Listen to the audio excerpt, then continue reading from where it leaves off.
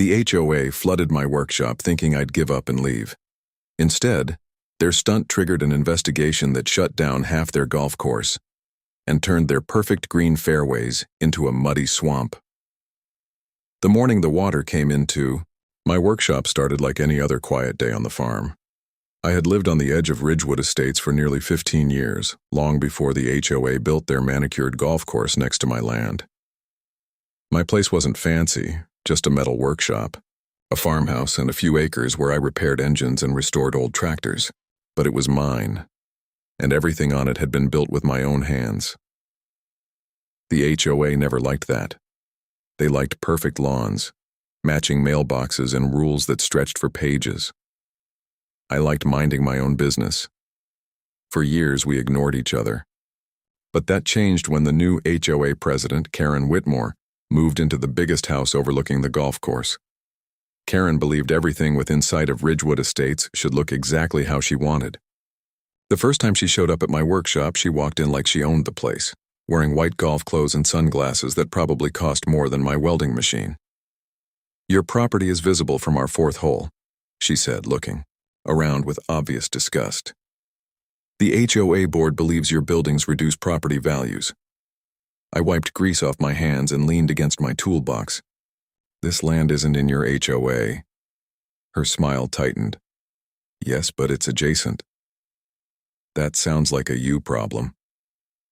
Karen didn't like that answer. Over the next few months, the HOA tried everything. They filed complaints with the county about noise, even though my machines only ran during normal hours.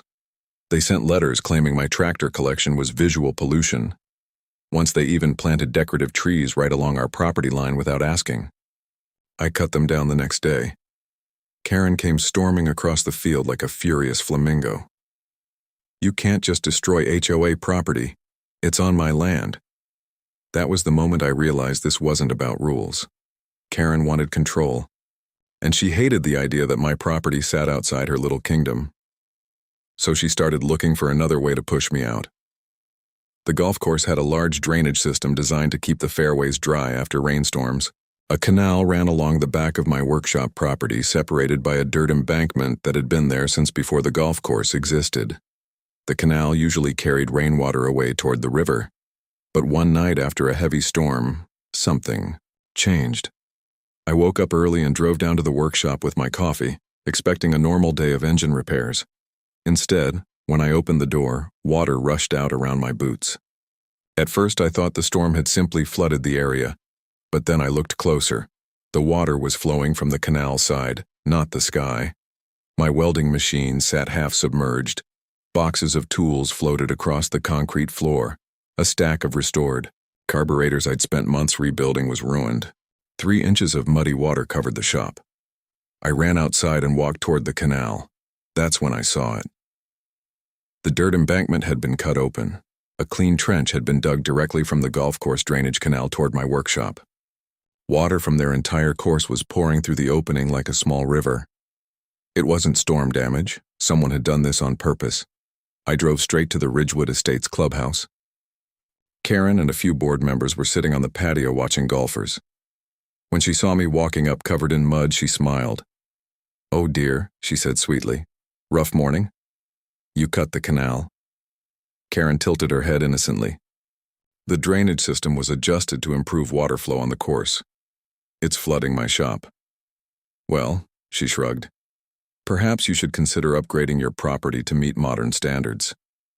The other board members chuckled. I realized then exactly what this was. They were trying to make my land unusable, flood the workshop, force me to sell cheap, then expand their golf course. I looked Karen straight in the eye. "You just made a very expensive mistake." She laughed. "Do you know how much influence this HOA has in the county?" At that moment, she probably thought the story ended there, but Karen had missed one very important detail. Before the golf course ever existed, the entire valley used to be wetlands. The canal system they built had to follow strict federal drainage permits because it connected to a protected watershed. Any alteration to the flow of water required environmental approval.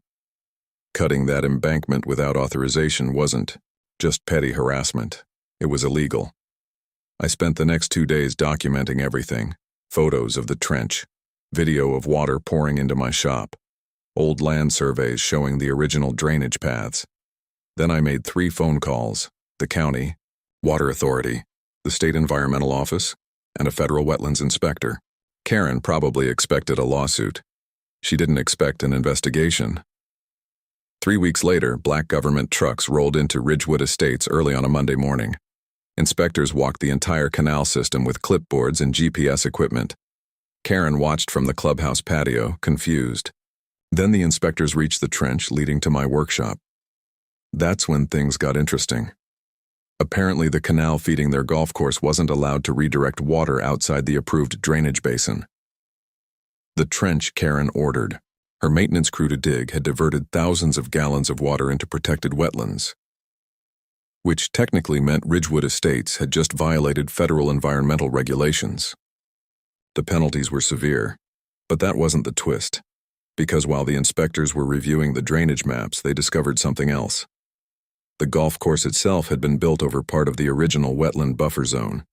Years earlier, developers had received special permission to build there only if they maintained strict water control measures. The trench had broken that agreement, which meant the entire golf course drainage system was now considered non-compliant. 2 months later, the consequences arrived. The state issued an emergency environmental order requiring the HOA to shut down large portions of the course until water flow could be restored to its natural pattern. Restoring the natural pattern meant removing several drainage pipes, and when those pipes were removed, the low areas of the golf course started filling with water. Slowly, relentlessly. The 4th hole turned into a shallow pond, then the 5th.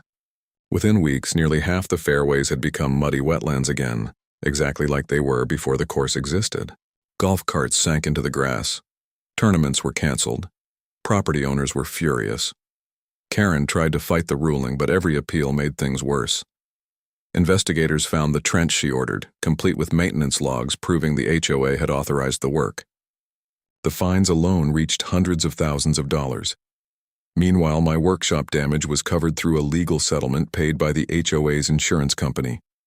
They had to repair the embankment and install a reinforced barrier to ensure water never flowed toward my property again. Karen never came back to my land after that. But the real ending happened 6 months later during the HOA's annual board election. Homeowners packed the clubhouse meeting room, angry about skyrocketing dues and a half-flooded golf course that looked more like a swamp. One resident stood up and asked the question everyone had been thinking. Why did we dig a canal toward the neighbor's property in the first place? Karen tried to spin it as a minor drainage adjustment, but someone else held up a copy of the investigation report. The room went silent. Then the shouting started. By the end of the meeting, Karen Whitmore had been voted out as HOA president by a landslide. A few weeks later, her house went up for sale. As for the golf course, parts of it are still recovering. Nature has a funny way of reclaiming land when people ignore how water actually works. These days, when I step outside my workshop, the embankment behind it stands higher and stronger than ever. The canal flows quietly where it's supposed to. And on humid mornings, if the wind blows just right, I can see the distant fairways of Ridgewood Estates, half green, half swamp, exactly the way Karen accidentally redesigned them. If you enjoy crazy HOA stories where karma hits back hard, make sure to subscribe and turn on the bell so you never miss the next story.